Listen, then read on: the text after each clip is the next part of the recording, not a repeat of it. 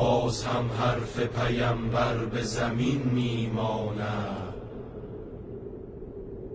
باز هم حرف پیمبر به زمین میماند. کار این لات و هبل نیست، خدا میداند. گرد ماتم به رخ چهره اسلام نشسته، همه از معرکه خسته. قلب پیغمبر از این حال شکسته، که در این جنگ نفسگیر که هرگز نبود لحظه تأخیر. ببینید شده قوم یهودی چو سرازیر، تو گویی همه دارند سر جنگ، هم آواز و هم آهنگ. شده دشمن دادار پر از کینه پیغمبر مختار. کسی نیست شود فاتح پیکار، شود فاتح پیکار، شود فاتح خیبر.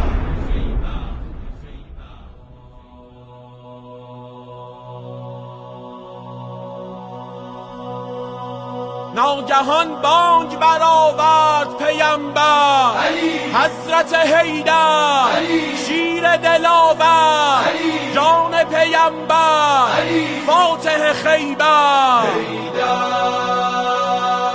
یک شیر تو میدونه و شمشیر میگردونه و دنیا داره میبینه و لا حول ولا قوة الا بالله میخونه.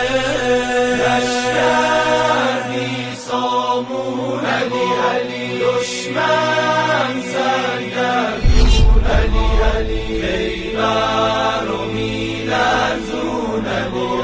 لا حول ولا قوة الا بالله میخونه.